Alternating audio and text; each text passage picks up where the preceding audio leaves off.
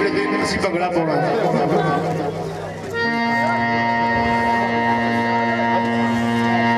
बिस्मिल्लाह तो बिस्मिल्लाह पढ़कर कलम को उठा लिया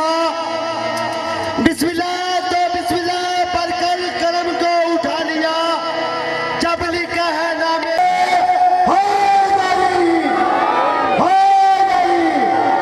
कहंदा पढ़ लई मां बाप दी गल पल्ले हुसैन ने शाह साहब तुहाडे अगे एक शेर पेश कर रहा कहंदा पढ़ लई मां बाप दी गल पल्ले हुसैन ने नाने दी करवा दी बल्ले बल्ले हुसैन ने किदा खाइए ओदा ही गाइए नारे हैदरी लो जी दास भाजी कुठे रो बाबा जी थोड़ा कैमरा तो साइड पे करो लिया नहीं सकता किसी भी अच्छा अच्छा घड़ी दे 10 मिनट पढ़ना सी 5 मिनट भाई होती फरमाया जब 5 मिनट में पाक हुसैन तक सीधा पढ़ के दे जो नसीबा दा दो बोल सिर्फ कसीदे ने पढ़ने एक भाई होती 5 मिनट 10 मिनट का पढ़ना है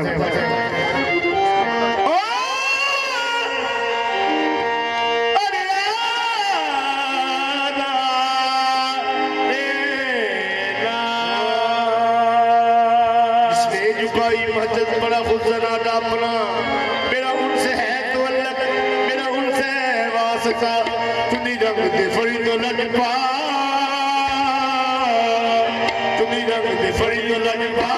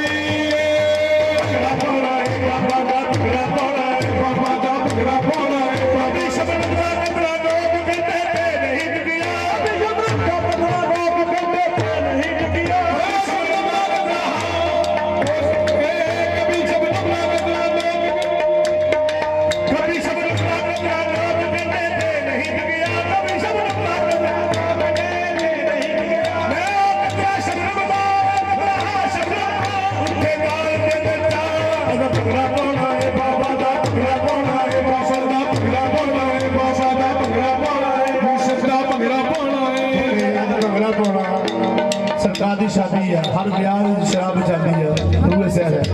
क्योंकि उठ मैं शादी खरोड़ कानो गड्ढा मैं खाने उत्ते छाई होई है ठंडी ठंडी हवा पे वगदी है रुद्रीन दी सजना आई होई है मेरा साथी ताली मार के मेरा साथी सब नु बल बल पिलाई जांदा जिवें नबी किसे पिलाई होई है ना संतरे दी ना माल माल्टे दी, ना अंगूरा विचों खचाई हुई है, ना बिस्ली ब्रांडी ना देसी, ना लंदन विचों मंगाई हुई है। अल्लाह पाक ने आप तैयार करके उत्ते मोर कलंदर दी लाई हुई है। तो कहते है कि जब कलंदर मस्तम बंदा है मुर्तजा अली असलम सरकार तमाम रिंदारम के सगे कुए शेरे जज़दान। तो कहने पे गया उठो रिंदो पियो जाने कलंदर ये तनुए सारे शामी कलंदर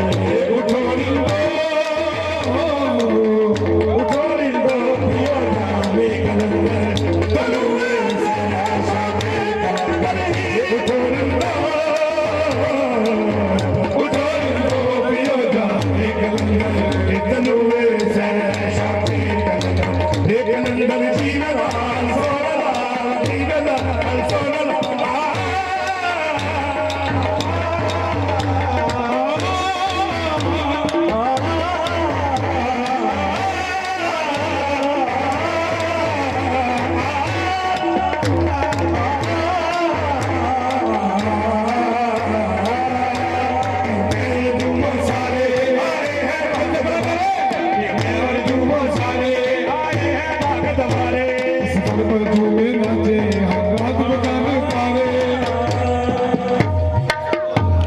अच्छा ठीक है।